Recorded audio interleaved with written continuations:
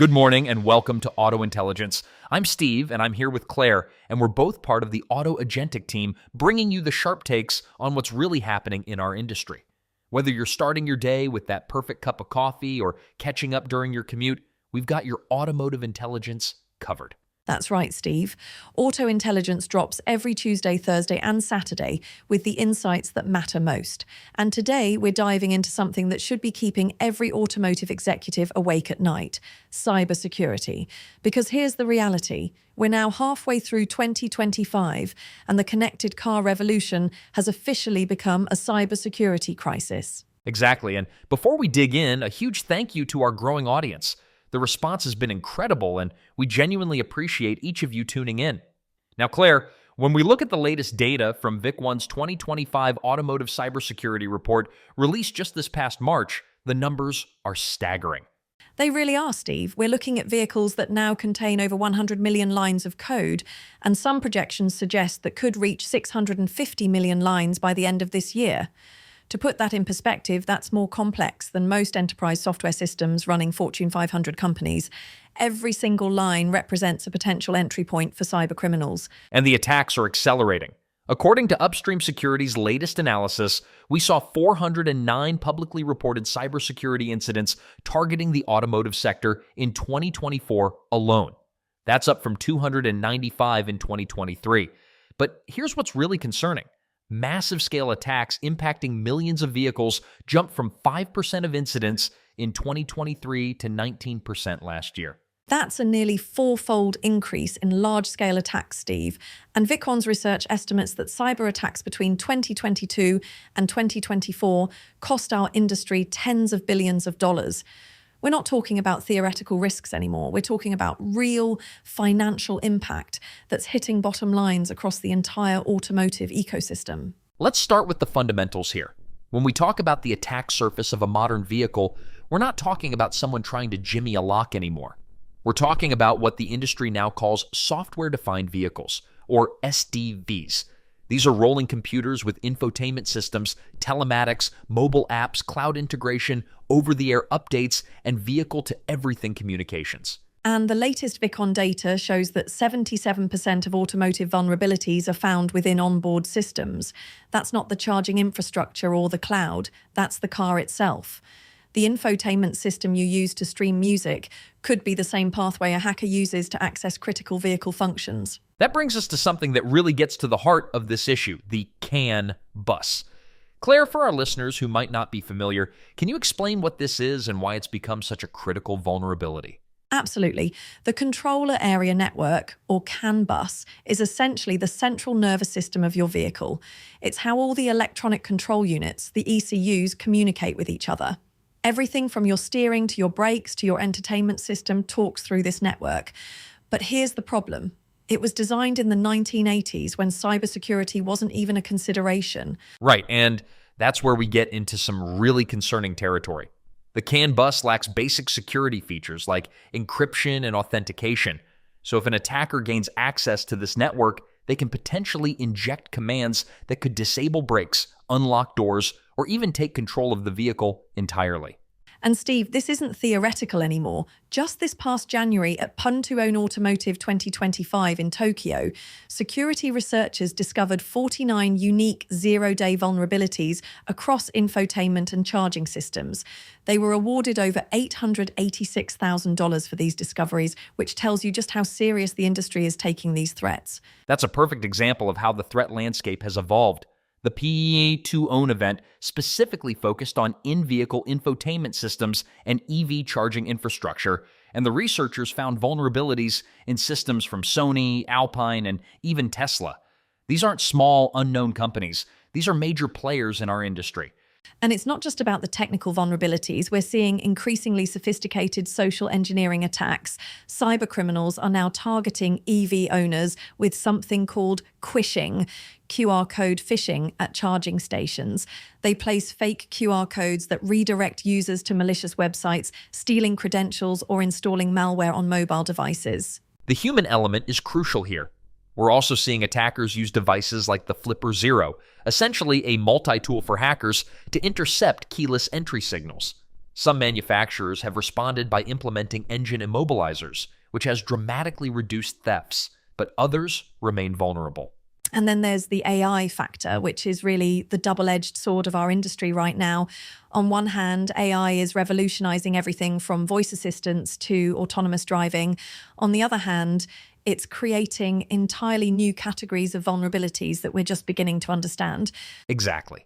The VIC-1 2025 report specifically highlights that large language models used in generative AI are especially attractive targets for cybercriminals because of their dependency on critical enterprise data and their propensity for errors. We're seeing what researchers call prompt injection attacks, where voice assistants can be manipulated by adversarial commands. Imagine someone being able to issue dangerous instructions to your vehicle's AI system just by playing specific audio patterns. And as AI models get deployed directly on vehicle hardware, we're seeing hardware-specific vulnerabilities that didn't exist even 2 years ago. The complexity here is mind-boggling, and it's not just individual vehicles we need to worry about. As we move towards smart cities and vehicle-to-infrastructure communication, a single breach can cascade through an entire urban ecosystem. The latest reports emphasize that within a system of systems like the connected vehicle ecosystem, there are many points of interconnectedness. That's where the national security implications become crystal clear. We're not just talking about car theft anymore. We're talking about the potential for coordinated attacks that could paralyze transportation networks, emergency services, and logistics. Absolutely. Just this past January, the Department of Commerce issued a final rule to prohibit the import and sale of connected vehicle systems and vehicles from China and Russia, citing national security concerns. This wasn't just a proposal, this is now the law of the land. And that's a recognition that this isn't just a commercial issue, it's a matter of national security. The rule specifically addresses the risks of espionage and remote sabotage through foreign-made hardware and software in connected vehicles. You're listening to Auto Intelligence, brought to you by Auto Agentic, the platform transforming automotive retail with intelligent, human-centered AI. And speaking of intelligence, what we're seeing in cybersecurity is exactly why the automotive industry needs AI solutions that are built with security as a foundational principle, not an afterthought. Because when we talk about agentic AI in automotive retail, we're talking about systems that need to be both intelligent and secure. Now back to today's topic. Thanks, Steve. So let's talk about what the industry is actually doing to address these threats. Because while the challenges are daunting, there are some genuinely innovative approaches being developed. One of the most promising developments is the deployment of AI-driven security operations centers, or VSOCs. These systems use machine learning for real-time monitoring and automated threat detection across entire vehicle fleets. Instead of waiting for an attack to succeed, these systems can identify and respond to threats as they emerge. And there's some fascinating work happening in post-quantum cryptography. The industry is investing in cryptographic algorithms and hardware designed to withstand attacks from quantum computers. It's a recognition that we need to be thinking decades ahead when it comes to security. The concept of zero-trust architecture is also gaining serious traction. This is where every system and user must continuously authenticate and be monitored for anomalies. No implicit trust is granted, even within the vehicle's own network. It's a fundamental shift from the traditional approach of securing the perimeter. But here's what I find most encouraging about the current landscape: the level of collaboration we're seeing. Events like Pontuone Automotive are fostering rapid discovery and coordinated response. The fact that researchers found 49 vulnerabilities at this year's event might sound alarming, but it's actually good news because these vulnerabilities were found by the good guys first. That's a crucial point, Claire. The alternative is these vulnerabilities being discovered and exploited by malicious actors without anyone knowing. The transparency and collaboration in the security community is actually one of our strongest defenses. And let's talk about some real-world examples of both the threats and the responses. We've seen major auto parts manufacturers affected by cloud provider compromises, where attackers deployed ransomware and disrupted operations across entire supply chains. But we've also seen some success stories. 2 major OEMs experienced surges in thefts due to keyless entry vulnerabilities, but after implementing engine immobilizers and stronger encryption, thefts dropped sharply. It shows that when manufacturers take security seriously and act quickly, they can make a real difference. The infotainment system hacks have been particularly eye-opening. At this year's Pun2Own event, researchers demonstrated the ability to steal personal information and intercept Bluetooth communications through compromised in-vehicle entertainment systems. These findings prompted rapid security patches and heightened scrutiny of third-party platforms. And here's something that really drives home the sophistication of these attacks. We're not just dealing with individual hackers anymore. We're seeing organized criminal groups like Cactus, Lockbit, Play, and 8base specifically targeting our industry with significant resources and coordination. The EV charging infrastructure has become a particular battleground. The Pun2Own event and recent reports heavily underscore that EV charging stations are a major new hotspot for cyber threats. Attackers can exploit outdated payment protocols to steal payment data or even compromise charging stations to destabilize local power grids. That's where the cascading effects become really concerning. A compromised charging station isn't just about one vehicle. It can affect the entire electrical grid in that area, impacting homes, businesses, and critical infrastructure. And the supply chain complexity makes everything more challenging. The automotive supply chain is incredibly complex with multiple suppliers and software vendors. A single vulnerability in a third-party component can have global repercussions. While large-scale supply chain attacks have been relatively rare so far, the risk is growing as dependencies increase. Looking ahead, there are some genuinely exciting developments in AI-powered defenses. We're seeing advances in CAN bus security, T-box protection, and adaptive defenses using neural networks and behavior tracking. The same AI technology that's creating new vulnerabilities is also being used to defend against them. The over-the-air update capability that seemed like such a convenience feature is now becoming a critical security tool. The ability to rapidly patch vulnerabilities as they're discovered is no longer optional. It's a fundamental requirement for any connected vehicle. But we also need to acknowledge the persistent challenges. There are millions of legacy vehicles on the road that lack basic security features and can't be easily updated. The complexity of automotive supply chains means coordination is difficult.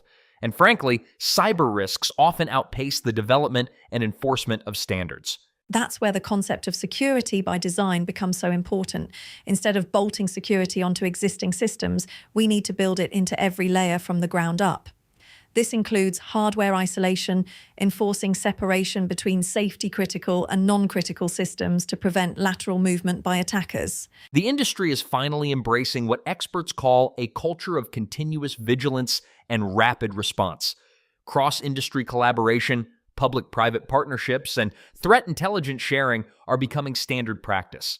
We're moving away from the old model of security through obscurity toward transparency and collective defense. And the regulatory response has been swift. The EU and other regions are developing cybersecurity standards for intelligent vehicles, focusing on supply chain security and incident response. But there's still what industry experts call the cyber gap, the widening disconnect between the pace of innovation and our ability to secure new technologies. As we look at the current state of automotive cybersecurity in 2025, we're at a critical inflection point. The threats are real, they're growing, and they're becoming more sophisticated. But the industry response is also accelerating.